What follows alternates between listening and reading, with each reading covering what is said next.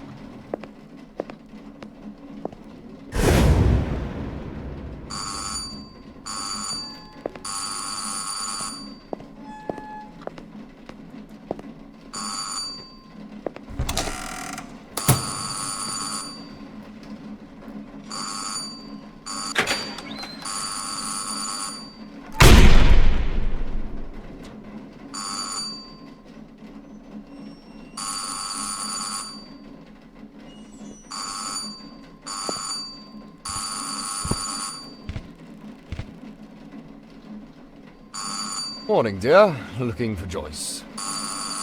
Joyce! I need to talk to her rather urgently. Is she around?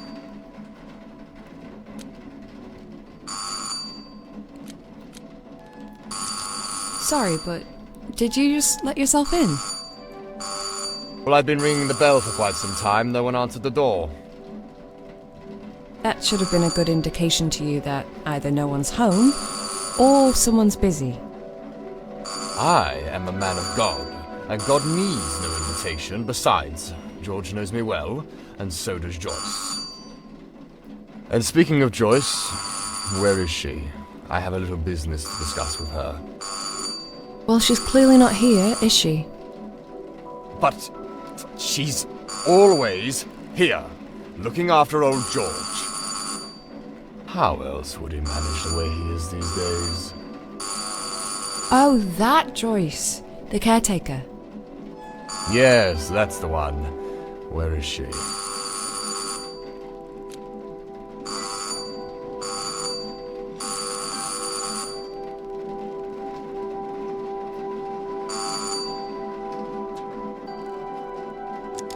I'm sorry, but I don't know you. It's best that you get in touch with George's daughter, Sarah. She'll tell you all about it. Why? Has something happened? Listen. I'm Father Rob Collins, a long-time family friend and a pillar of this community, and I think I have a right to know. Well, all I can say is that my name's Angie, and I'm an agency nurse covering for Joyce during her absence. Oh, well that makes sense, but... How long will you be here for? Just a few weeks. Few weeks? What do I do? What do I... This is no good at all.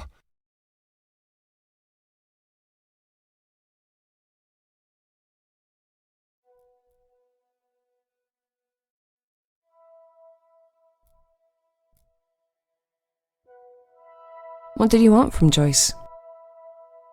It's... I'm afraid I'm not allowed to talk about it. I'm sure you understand that what's said in the confessional stays in the confessional.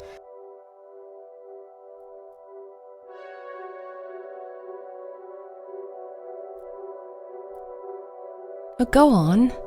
I won't tell anyone. Well, in that case, okay. I just wanted to buy some of those special herbs from her.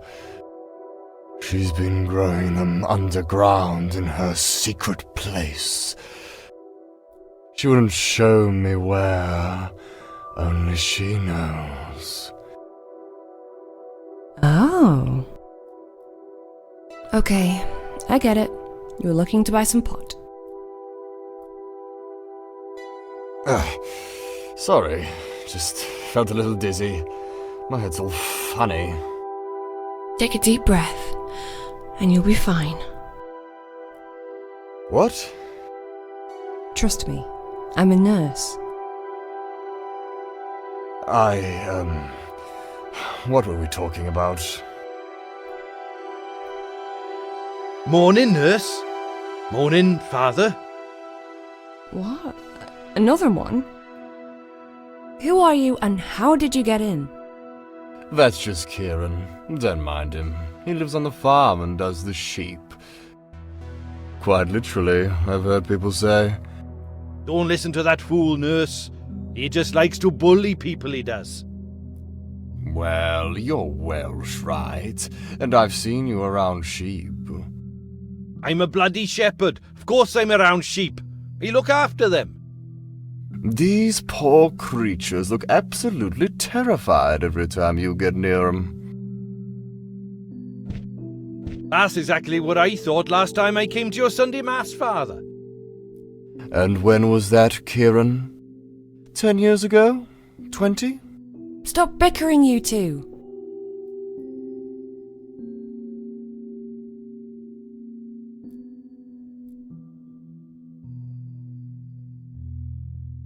I don't have time for this.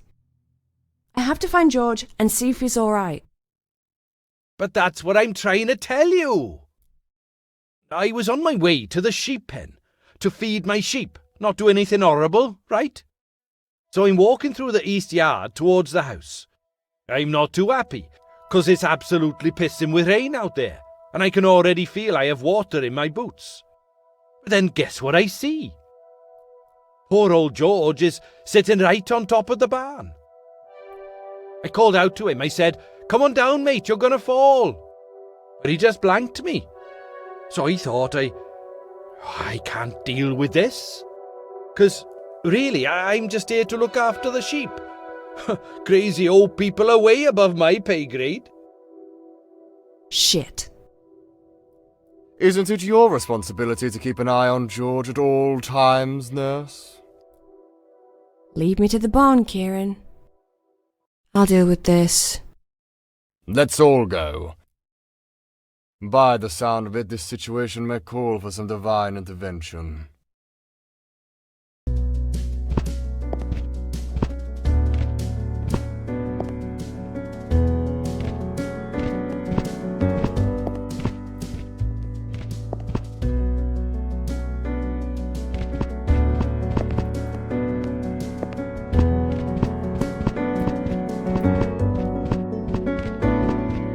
Bloody rain. And the rain fell and the floods came and the winds blew and beat on that house.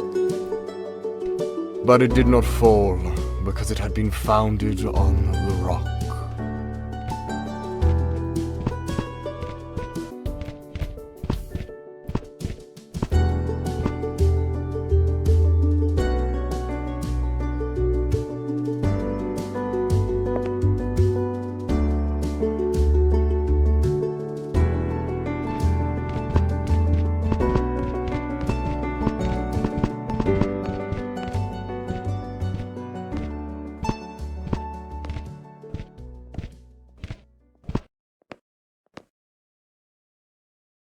Up there.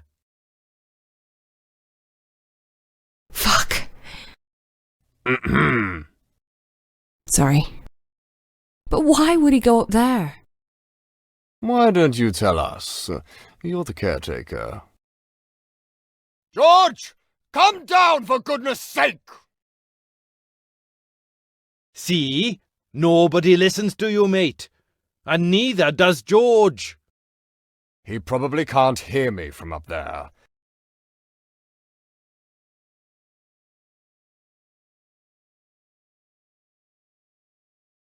You any good at climbing, Ciaran?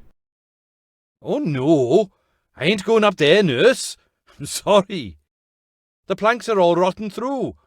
And those ladders, well, they weren't built for a man of my stature. Or your weight. Can you just bugger off? I don't even eat much. I got a fat gene from my mother. That makes my agility a wee low. So what?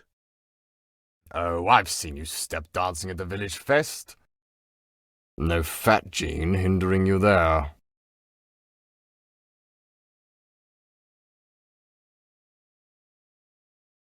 Fine. Last thing we need is you getting stuck on the roof as well. Father Rob, any ideas? I wish the Almighty gave us angels' wings at times like this. But since he doesn't, I think I'll resort to the next best thing. Which is? I'll pray for his safety, dear.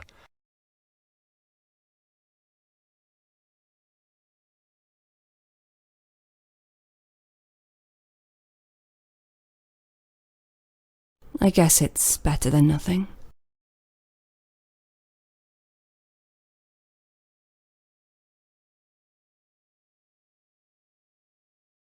Has George done this before? I wouldn't know.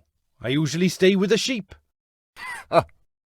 I swear, if you call me a bloody sheepshagger once more... Well, I've not called you anything. But you know what they say, Ciaran. There's no smoke without fire.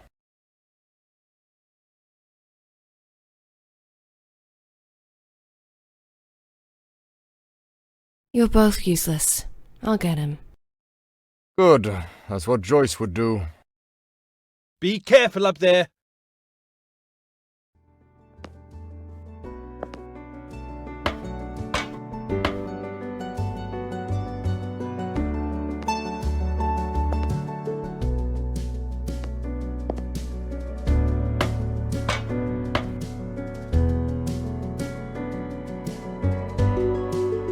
Hey, lady!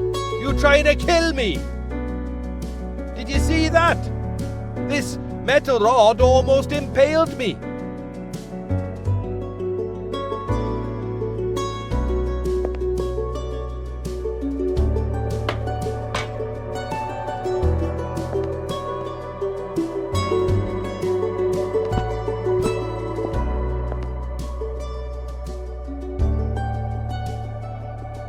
It was this close.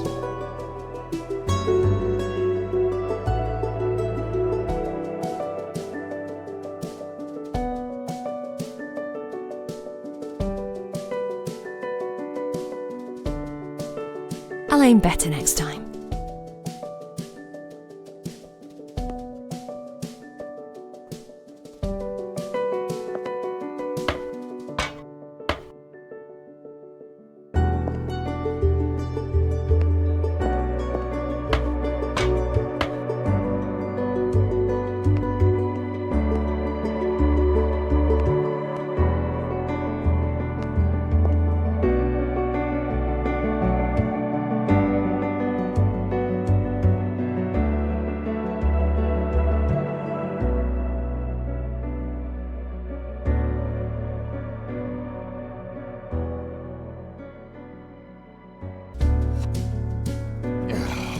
Can you please give us a word of warning before you start dropping heavy objects from up there?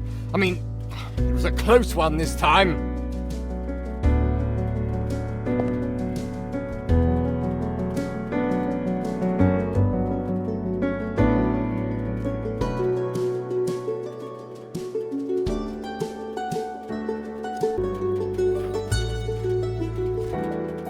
Mind your heads down there. It's about to rain potatoes.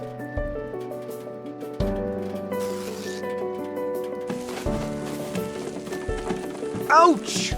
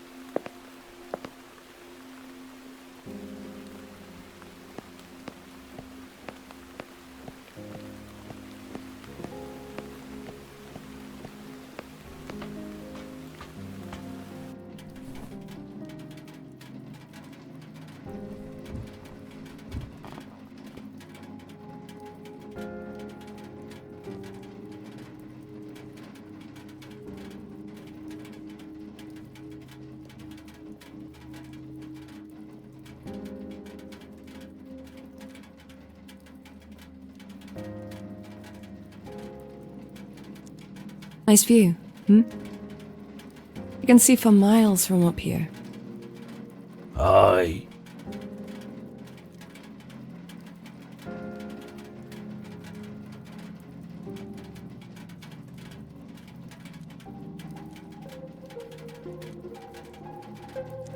Do you mind if I sit down with you?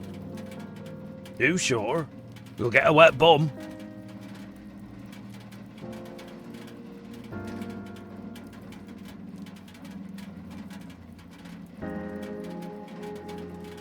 You're right, I guess. My bum's probably the last part of my body that's still dry.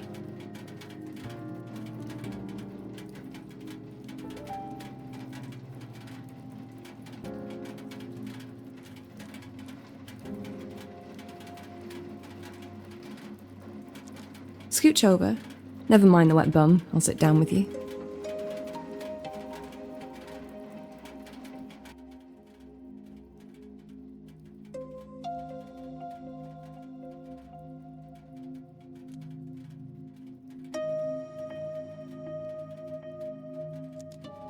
Tell me a story, George.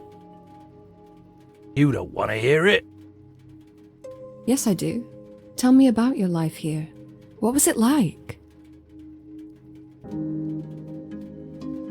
Well,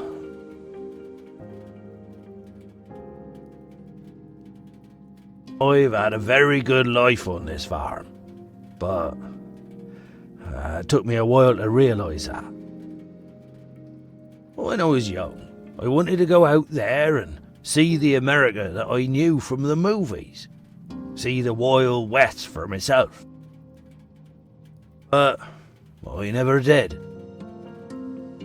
It used to be my father's farm, and when he passed away, he left it to me. He was an angry man, always shouted at people. Anyway, I was convinced I'd follow in his footsteps and live a mediocre life I never wanted, until something happened. It was the 4th of September, 2 years after Dad had passed away. I was on my tractor, heading up the hill to mend the fence, when I heard a crash. I stopped suddenly. I got off, and I saw this bicycle, all crumpled up, sticking out right from under the tractor's front wheel. And I saw a lady's foot.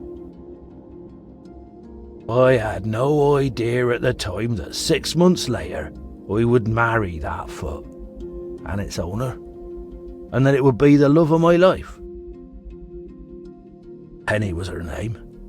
She was a new vet in town, and the most gorgeous woman I'd ever laid eyes on. I picked her up in my arms, my heart racing, ready to rush her into hospital. But she just smiled and said, "Are you George Taylor? Or you have a sheep that's poorly?" Would you believe she was more concerned about the sheep than herself? Bless her. She really loved animals more than anything. Luckily, she wasn't nearly as damaged as her bicycle. Just a couple of scratches and a sprained ankle, which was quite extraordinary, considering she'd been hit by a bloody tractor. I waited for her, with a bouquet of flowers in my right hand and a box of chocolates in my left, right outside the hospital.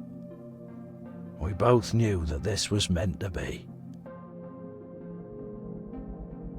My lovely darling Penny. I tell you, she turned my life upside down. The farm that I despised so much finally became a home. All of a sudden I couldn't care less about Wild West and the cowboys. Penny opened a veterinary clinic here. Then Sarah was born and we started a family. Life was good.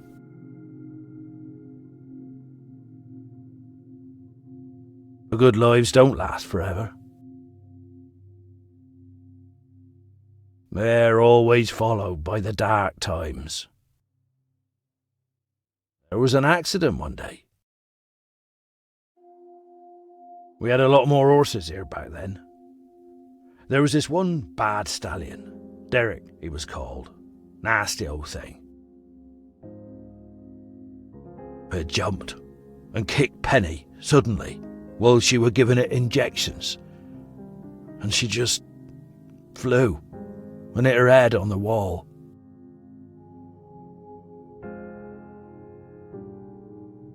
She didn't die straight away.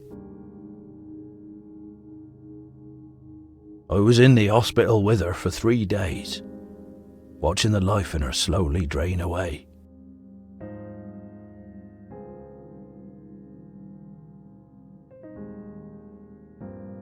She was only 42. That's too young to go. Too young.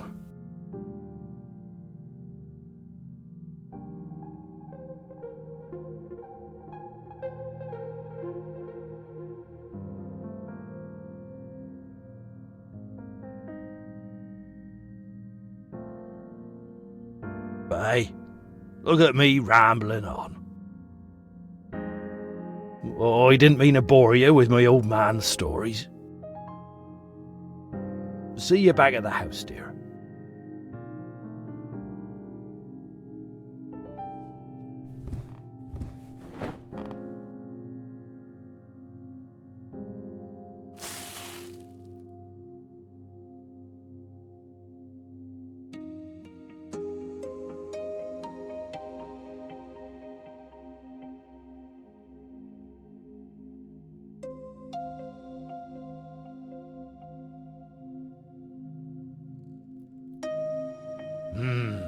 That's a nice cup of tea.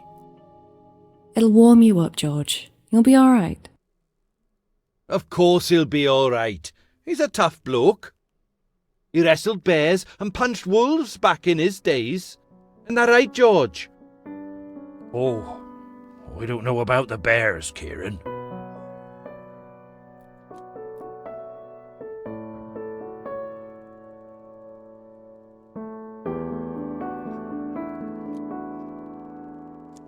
Where's Father Rob?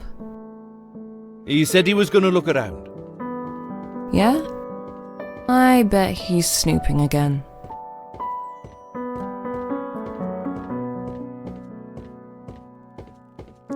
Why are you here, Ciaran?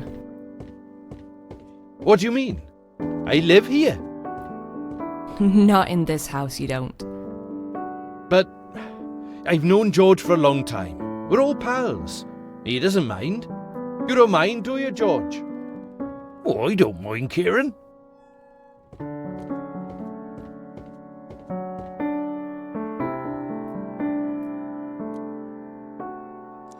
Well, if George doesn't mind, then neither do I guess. You can stay. I mean, as long as you don't sneak up on people, or, like, murder me. I won't murder you. Nah, too much trouble getting rid of the body. Besides, let's just be friends, for George's sake.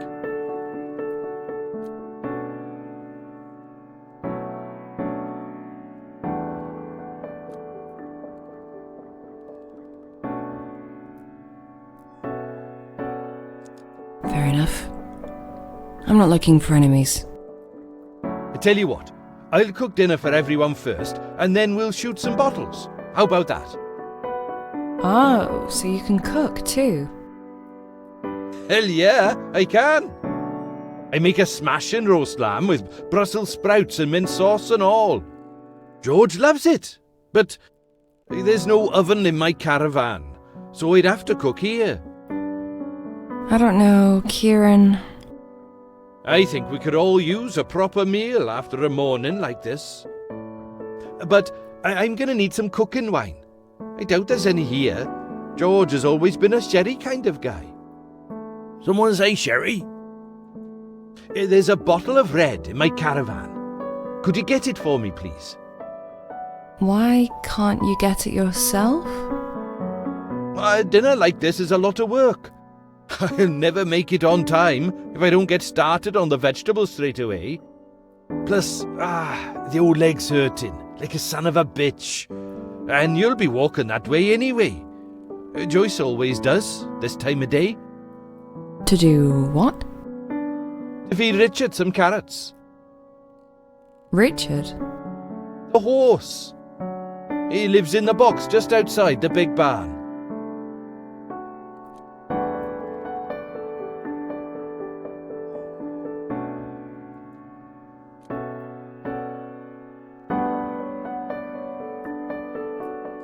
Carrots, you say? You sure Richard's not a rabbit? All horses love carrots. Don't you know that? Yeah, sure. Of course I knew that.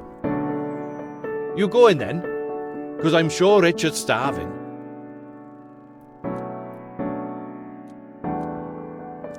I'll go then. Anything else I should do while I'm there? Milk the cows? Harvest the crops? No. Just get the wine and give Richard some carrots so he can love you forever. Okay, but you better watch George while I'm gone. I won't let him out of my sight, nurse.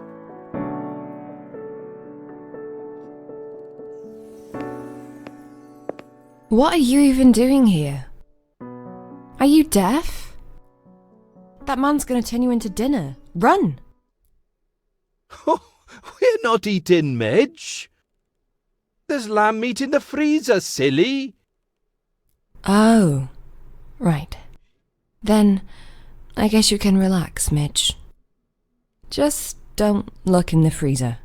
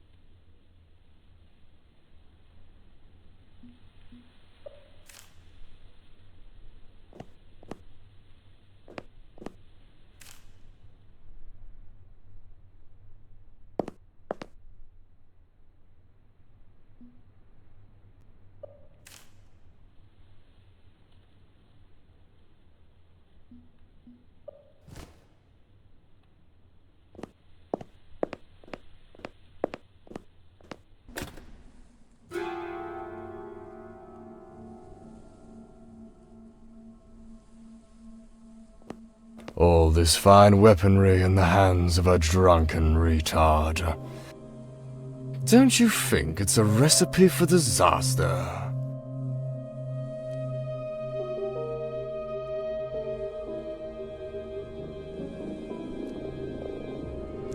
Don't be so rude. A priest shouldn't be talking like this. You want to teach a man of God how to talk now? You, a big city girl unfamiliar with our country ways. You're just a little lost lamb in the deep, dark woods. And if you don't want to end up on the wolf's table, you better start talking right this minute. Tell me, where is the lab?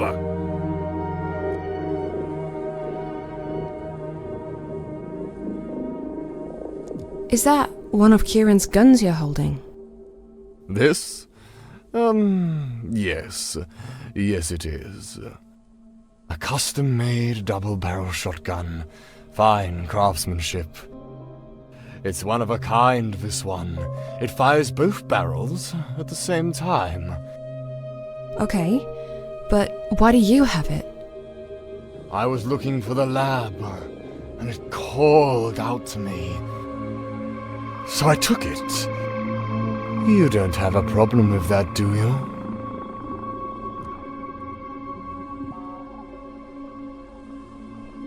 The lab? Yes, the lab! Where she makes it! Who? The carer? I've had enough of this shit! It's time to spill the beans, city girl! Where's the lab? Where the fuck is it?